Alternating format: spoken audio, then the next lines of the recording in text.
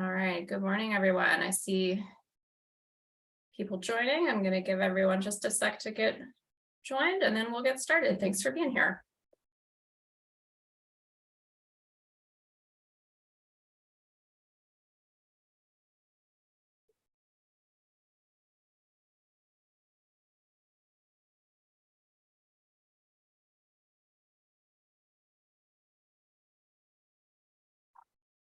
All right. I'm sure more folks will continue to join, but we'll go ahead and get started.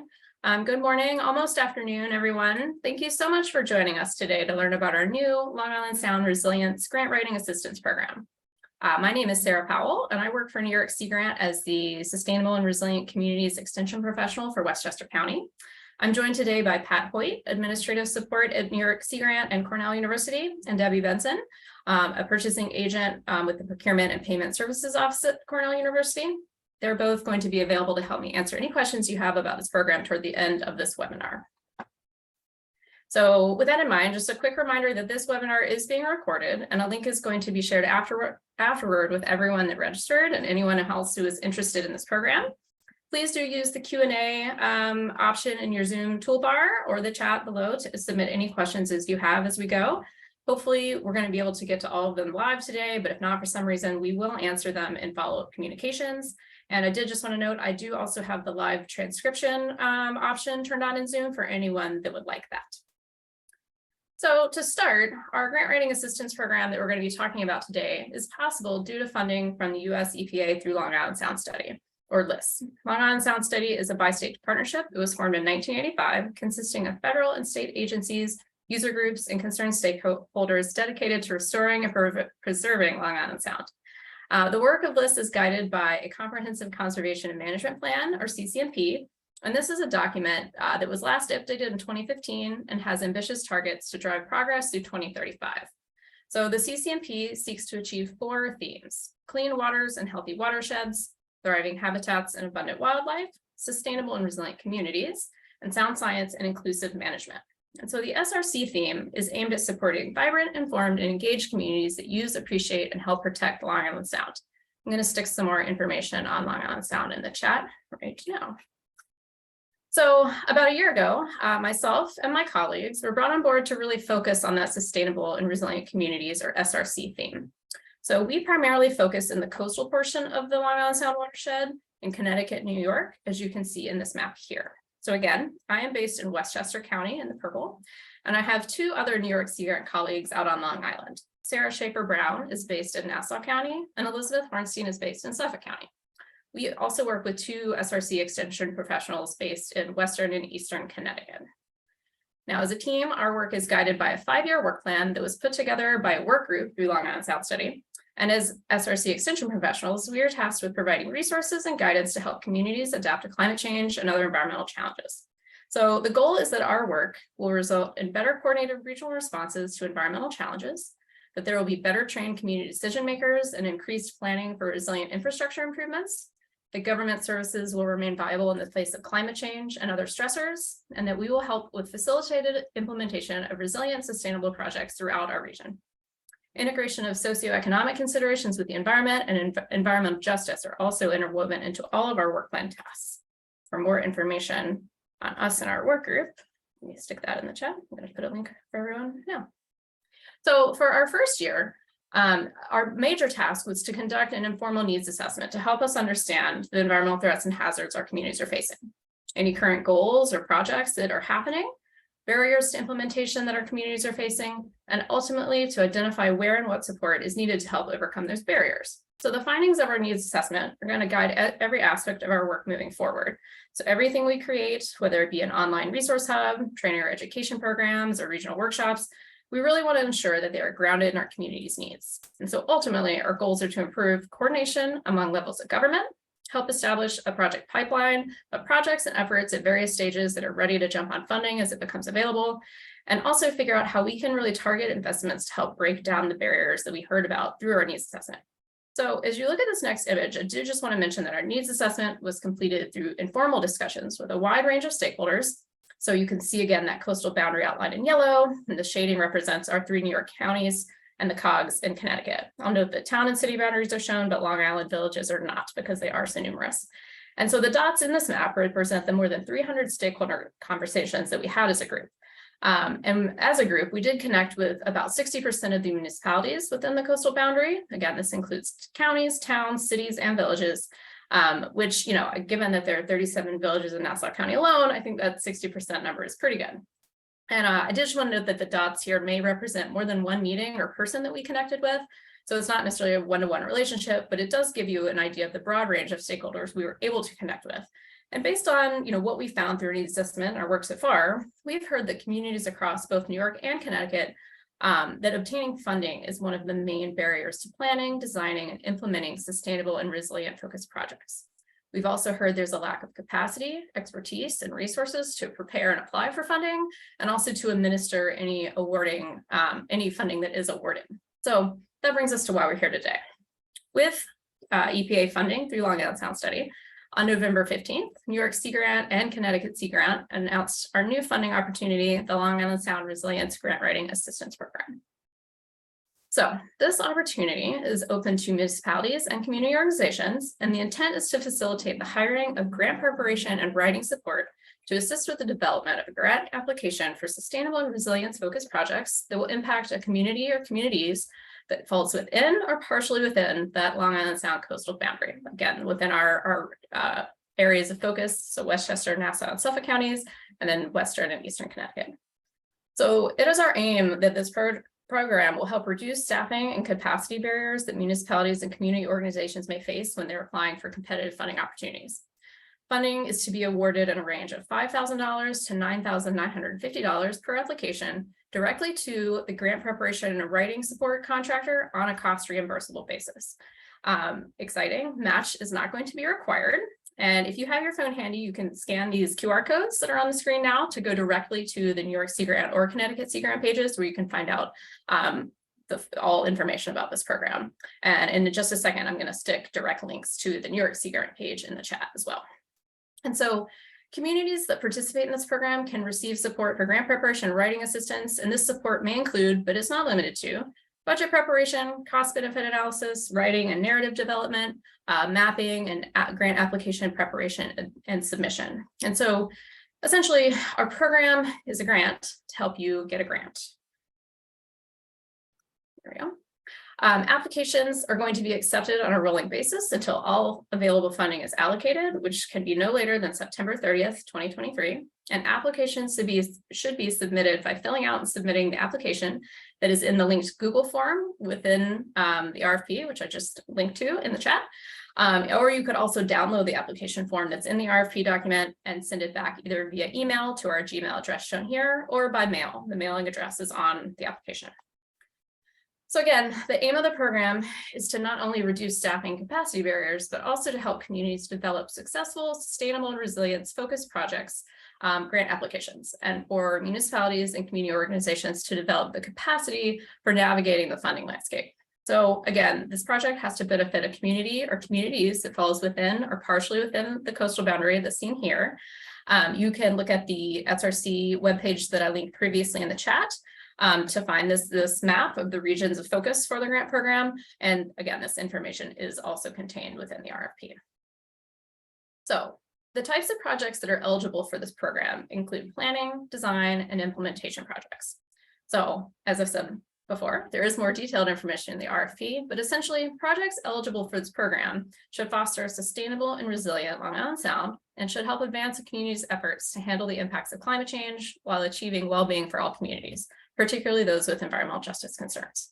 So some examples of projects include development of sustainability and resilience plans, so a watershed or a 9-element plan, green infrastructure projects or infrastructure improvements to increase resilience to sea level rise and intense storms, perhaps right-sizing of culverts or dam removal, other nature-based solutions projects like living shorelines or other habitat type restoration work, projects that protect or restore habitat in the floodplain, and then also public outreach work, so projects that relate to the advancement of sustainable and resilient communities. All right, so the application process. We've really tried to make this process as simple as possible to encourage application for assistance from communities, given that we know, they're already overburdened. So what you see on the slide here are the four main things we want to know. This is essentially the application form. So we want to know, about the applicant's information, what support is needed for this program, including what consultant you would like to work with, what funding opportunity you are targeting, and a general description of the project that you're wanting to complete if you are able to get that targeted grant funding. So again, the questions you see on this slide right now are the only ones that are required to apply. And again, you can either apply through a Google form or by filling out that application form, printing it, sending it back via mail or email to us. Okay, so the timeline, as I said, this program opened on November 15th. Today is our first informational webinar for New York applicants, and Connecticut Sea Grant will be holding one for Connecticut applicants next week on December 13th. And then we anticipate that awards to applicants will begin again on a rolling basis as soon as January 2023, depending on when we receive applications. And I did just want to note that an open feedback period is available to interested applicants prior to actually submitting your application. This will be open through the time when the application submission period closes, which again is the end of September next year, 2023. This open feedback period may involve phone calls or emails with applicants and the SRC extension professionals, so we can help you determine eligibility and provide feedback on your application if requested. So again, you can reach out to us at that Gmail address seen there, lisresilience@gmail.com, and we'd be happy to help you. Now, in the application, we do have a list of current and upcoming grant opportunities. I'm going to stick that in the chat momentarily as well. We have been keeping this list up to date, and we're trying to update it, every month or so with grants that are coming out or that will be out soon. And we're also going to be sending that around via email to partners. Let me put this in the chat for you. And then related to grant opportunities, I wanted to note that New York State DEC did just launch a new funding finder tool. I'm going to put that information in the chat momentarily as well. But this new funding finder tool, again, developed by DEC in conjunction with Long Island Sound Study, is designed to simplify the process of finding grant opportunities. So it enables folks who are looking for grants to filter the opportunities based on criteria that meet their specific needs. And the funding finder does encompass a wide variety of grants with a focus on the Long Island region. So you can filter through grants based on categories, including, what the type of applicant, the project type, the project phase that you might be in, as well as geographic scope. And really the goal of this tool is to simplify the process that grant seekers go through to find grants work for them. And I haven't looked at the participants list lately, but I think that Mary Arnold from DEC was going to be on. So if there are specific questions about the funding finder, maybe she can help us answer them. And if not, I'm going to put the link in the chat now, and you can reach out to Mary for more information. So that's a great new tool that's newly available as of last week to everyone in New York. Okay, so once an application is selected for funding, New York Sea Grant and Cornell University are going to contract directly with the applicant's selected contractor. So to reduce the amount of time between the award and contract, it's encouraged that an applicant's selected contractor or the vendor follow the necessary steps to register in advance of an application submission. So if you have a consultant in mind, go over these instructions and have them get registered as a Cornell vendor ahead of time if you can. Okay, so first, the applicant and applicant selected vendor are encouraged to review the requirements for becoming a service provider for Cornell University. All vendors will be required to complete the service provider questionnaire, which helps Cornell determine a vendor's status as an independent contractor. This is required by IRS regulations. The vendor will then need to register as a Cornell vendor using the online registration tool linked here. Now I'm going to stick all of these links in the chat as well for everyone. And we will be sending these out as well. They're in the RFP, and we can share them as needed. So if you have questions or need more support from Cornell on specific contracting questions, here's the contact information for the Procurement and Payment Services Office. And remember that Debbie and Pat are on the Zoom with me to help answer some questions in a few minutes. Again, Debbie works in the Procurement and Payment Services Office at Cornell, and Pat is our liaison between the vendor and Cornell procurement. So she's going to be the one ensuring that the proper forms are completed to become a vendor and help establish a purchase order. And then once the work has been completed, invoices will be sent to her so she can get the necessary approvals and process everything for payment. So I see we have a couple questions in the Q&A, which is great, but I did just want to know before we go to questions that this is the first year of our Breaking Down Barriers program, and we will be modifying it based on feedback that we hear from the year and as we see how it unfolds, so that we can really continue to focus on best addressing barriers we're hearing in our regions. So thank you for in advance for your feedback. And as I said before, please do go ahead and put any questions you might have in the chat. Any that we aren't able to get to for some reason live today, we will obviously write them all down and answer them in follow-up communications. But I do have a couple frequently asked questions that I'll go ahead and cover while folks might be thinking about any questions they have and putting them in the Q&A. So number one is, are groups outside of the Long Island Sound study coastal boundary or the 5 regions that we work in able to apply? And so the answer is that, for this first year, we have focused on supporting sustainable and resilience-focused projects that impact a community or communities within or partially within that coastal boundary. So an entity who is outside of this boundary could certainly apply, but the project that it's being applied for would need to benefit the community or communities as described here. So the project has to benefit or impact communities that are within or partially within this boundary. Number 2, can applicants apply more than once? So the answer is that no. For the first year of this program, again, as we roll it out, we're only going to be allowing 1 award per municipality or community group. Can we provide a list of contractors? So if you would like a list of contractors to review, again, you can email us at the LIS Resilience Gmail address, and we will direct your request to either UConn for Connecticut applicants or Cornell for New York applicants.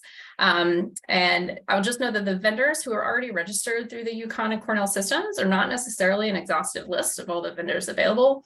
And applicants should really feel free to search for contractors that might best suit their specific needs. Generally speaking, a vendor that provides grant writing, environmental consulting, or engineering services could definitely be suitable to provide support.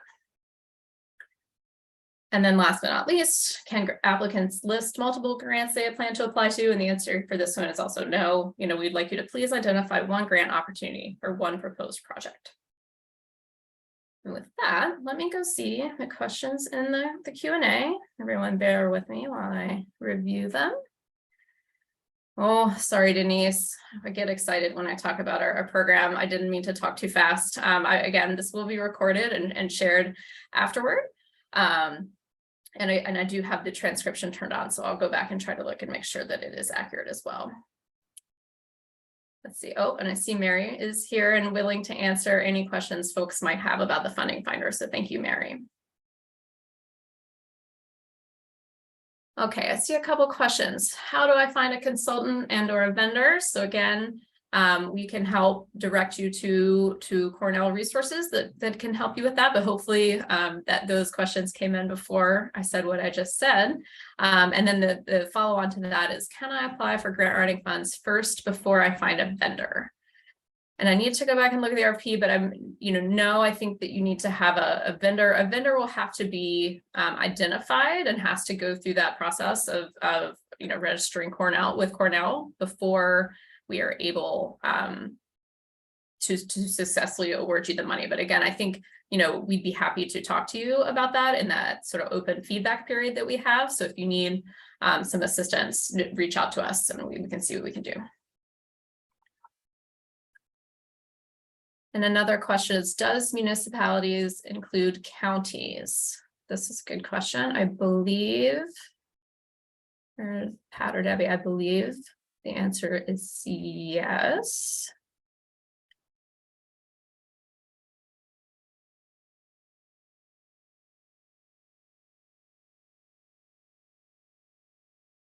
Let's see. I see a question from someone. It says, we are, an organization located within the boundaries and within a flood zone. They've been flooded multiple times and are looking for funding to make our building more resilient. The funding would not be for community resiliency, although it could be argued when we have to be closed due to flooding, it impacts our community. Would we be eligible for our own facilities resiliency? And I think the answer there is yes. Again, reach out to us. Let's talk a little bit more, but yes, I think that certainly falls within the bounds of this program. Would Indigenous-led kelp farming projects be considered? I'd want to hear a little bit more about it, but certainly, yes, I think, again, as we roll this program out, we're really interested to see sort of the interest and the types of projects that folks are interested in pursuing. So reach out to us. But yes, I think it certainly could be. He said, yep, I'm going to end, and maybe I'll just go ahead and click over here now so everyone can take note. Here is our contact information. It's both for myself and my 2 colleagues on Long Island, and then this is our Gmail address, which reaches all of us at the same time. So here is our contact information.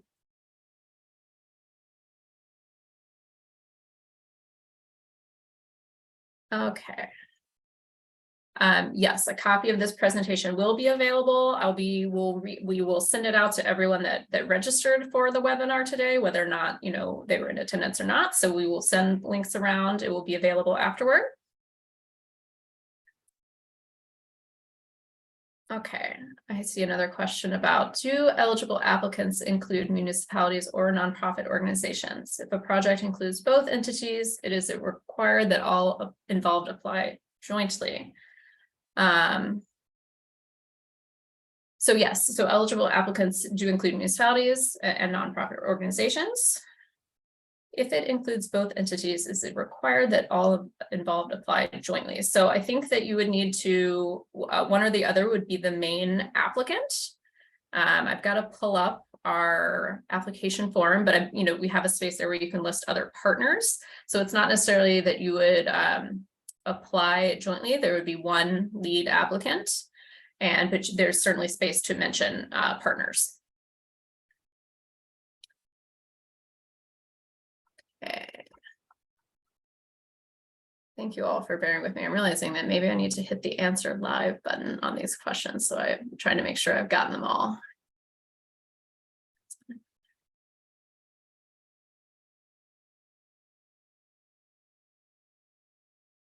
Oh, I see. And are the applications need-based? So again, I need to pull up. We do have sort of, some evaluation questions that we will be walking through as a team as applications come in. So that will certainly be taken into account. Off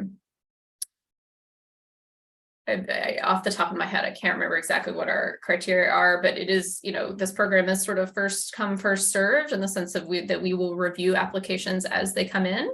And again, we really encourage folks, if they have questions or, want to work with us prior to application submission, to take advantage of that open feedback period.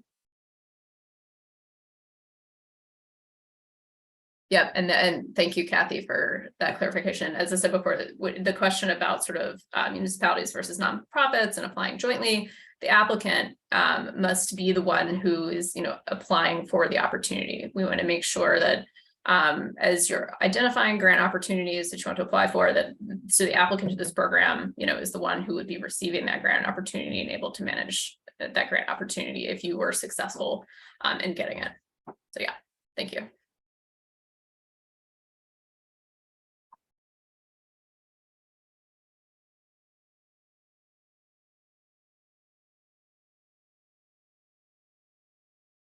See, I don't see any more questions coming in, although if you're typing, please keep typing. Happy to stay on and answer questions as long as they are coming through.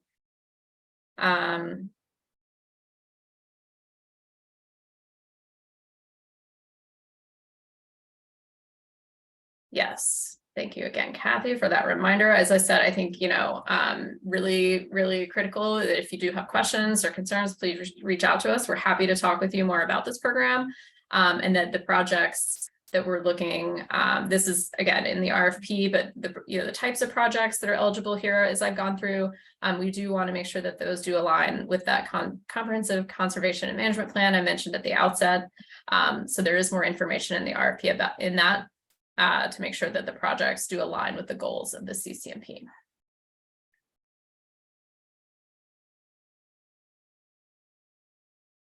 Okay.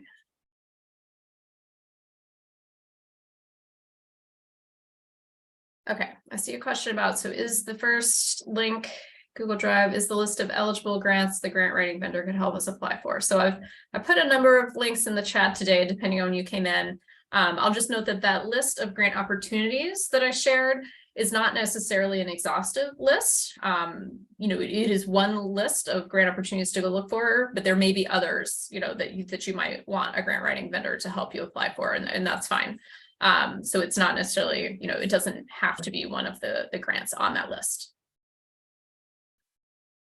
And then I see a question, is there funding priority under this program toward distressed communities and or the PEJAs? Yeah, so again, I do think I have to go back and look at our evaluation criteria here, but you know, given that environmental justice is a theme woven into all of our work, certainly we definitely do want to support, you know, projects that are benefiting typically distressed or environmental justice communities. So yes, we do appreciate seeing that.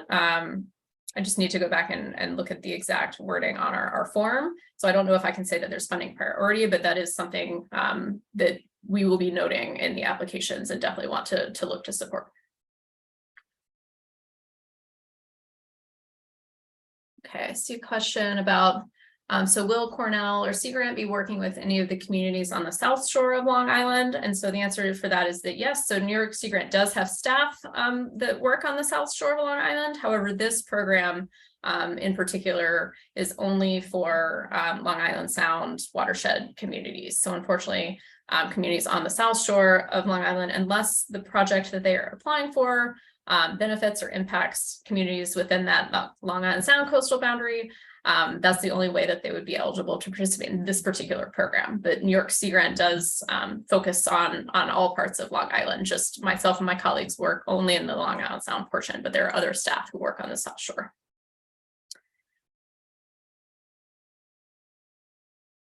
Okay, I see a question about going back. How many grant opportunities? Yeah, to list in the application. So let me go back a couple slides. So just for clarification, yeah, we really would like in the applications to just for applicants to identify one grant opportunity that they're looking for support for one proposed project.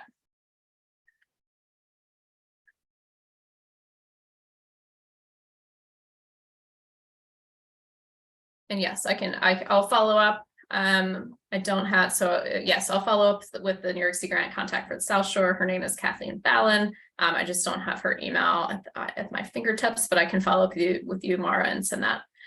So I see a comment or question that says, we need to build capacity and scale up. Would this grant allow us to hire a staff person for the purpose of fundraising as we scale up? And so again, this project or this grant application is essentially a grant to help you get a grant. So I think that this let me go back. Here we go. So, you know, I think that if you're looking for funding to help build capacity, you know, it would depend on the type of grant and the project that you are applying for. So again, the scale or the award amount for this grant is, you know, $5,000 to $9,950 per application. So really, you know, this is to work with a contractor to help put together sort of those grant application and materials. So it is perhaps a first step at trying to help build capacity and scale up. But Darlene, who asked this question, know that, you know, this question of capacity building is one that we are considering. And as I said, you know, we will be seeing how the first year of this program goes and seeing, you know, what, if any modifications we're able to make to continue to address the needs of our communities in later years of this program. So thanks for that comment and question.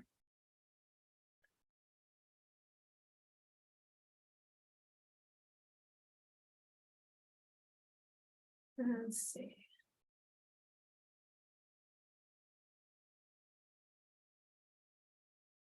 I'm going to give another minute or two for any final questions. Let me pull up and I'll find Kathleen's contact for the South Shore.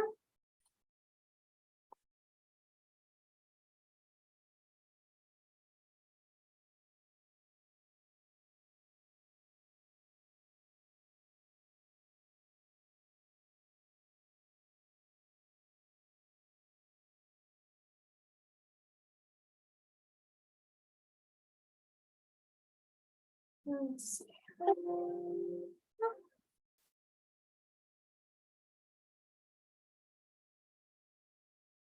All right.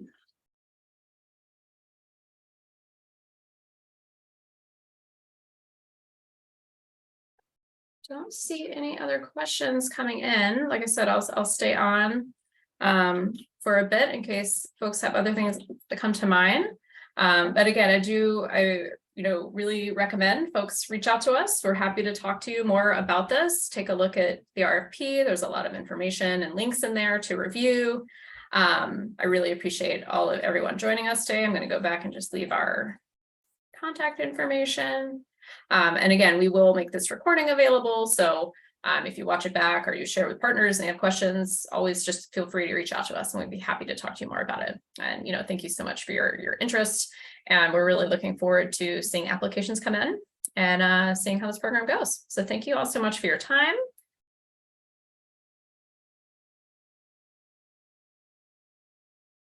And I'm going to put this in the chat.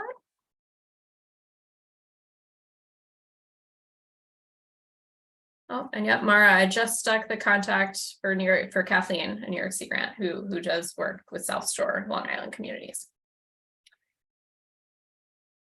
Okay. Well, thank you so much, everyone, and thank you, Pat and Debbie, for being available. Luckily, at least I should knock on wood before I say it, but there were no super complicated contracting questions that came up yet anyway, but really appreciate both of you being on here and your time today too.